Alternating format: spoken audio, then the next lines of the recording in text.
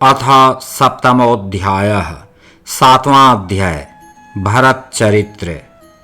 श्री सुखदेव जी कहते हैं, राजन, महाराज भरत बड़े ही भगवत भक्त थे। भगवान ऋषभदेव ने अपने संकल्प मात्र से उन्हें पृथ्वी की रक्षा करने के लिए नियुक्त कर दिया। उन्होंने उनकी आज्ञा में स्थित रहकर विश्वरूप की कन्या पंचजनी से विवाह किया।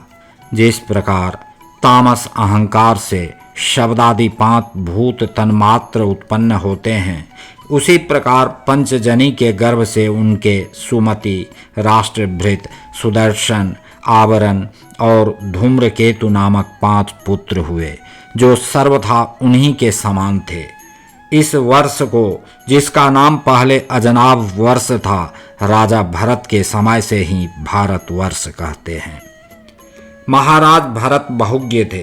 वे अपने अपने कर्मों में लगी हुई प्रजा का अपने बाप दादों के समान स्वधर्म में स्थित रहते हुए अत्यंत वात्सल्य भाव से पालन करने लगे। उन्होंने होता, अध्वर्यु, उद्गाता और ब्रह्मा, इन 4 ऋत्विजों द्वारा कराए जाने वाले प्रकृति और विकृति दोनों प्रकार के अग्निहोत्र, दर्श, पूर्णमास, चातुर्मास्य, पशु और सोम आदि छोटे बड़े क्रतुओं अर्थात यज्ञों से यथा समय श्रद्धा पूर्वक यज्ञ और क्रतु रूप श्री भगवान का यजन किया। इस प्रकार अंग और क्रियाओं के सहित भिन्न भिन्न यज्ञों के अनुष्ठान के समय जब अध्वर्युगण आहुति देने के लिए हवि हाथ में लेते, तो यजमान भरत उस यज्ञ कर्म से होने वाले पुण्य रूप फल को यज्ञ पुरुष भगवान वासुदेव के अर्पण कर देते थे। वस्तुतः हुए पर ब्रह्म ही इंद्रादि समस्त देवताओं के प्रकाशक, मंत्रों के वास्तविक प्रतिपाद्य तथा उन देवताओं के भी नियामक होने से मुख्य कर्ता एवं प्रधान देव हैं। इस प्रकार अपनी भगवत दर्पण बुद्धि रूप कुशलता से हृदय के राग द्वेषादि मलों का मार्जन करते हुए वे सूर्यादि सभी यज्ञ भोक्ता देवताओं का भगवान के नेत्रादि अवयवों के रूप में चिंतन करते थे। इस तरह कर्म की शुद्धि से उनका अंतःकरण शुद्ध हो गया। तब उन्हें अंतर्यामी रूप से विराजमान हृदयाकाश में ही अभिव्यक्त होने वाले ब्रह्म स्वरूप एवं महापुरुषों के लक्षणों से उपलक्षित भगवान वासुदेव में, जो श्री वत्स, कौस्तुभ, वनमाला, चक्र, शंख और गदा आदि से सुशोभित तथा नारदादि निजनों के हृदयों में चित्र के समान निश्चल भाव से स्थित रहते हैं, दिन दिन वेग पूर्वक बढ़ने वाली उत्कृष्ट भक्ति प्राप्त हुई।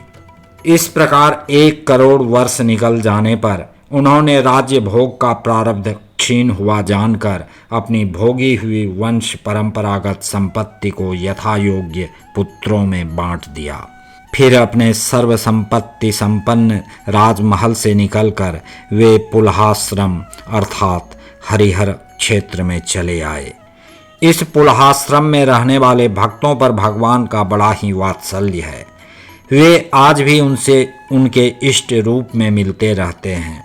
वहाँ चक्र नदी अर्थात गंडकी नाम की प्रसिद्ध सरिता चक्राकार शालग्राम शिलाओं से, जिनके ऊपर नीचे दोनों ओर नाभि के समान चिन्ह होते हैं, सब ओर से ऋषियों के आश्रमों को पवित्र करती रहती है। उस पुलहाश्रम के उपवन में एकांत स्थान में अकेले ही रहकर वे अनेक प्रकार के पत्र, पुष्प, तुलसी दल, जल और कंद मूल फलादि उपहारों से भगवान की आराधना करने लगे। इससे उनका अंतःकरण समस्त विषयाभिलाषाओं से निवृत्त होकर शांत हो गया और उन्हें परम आनंद प्राप्त हुआ।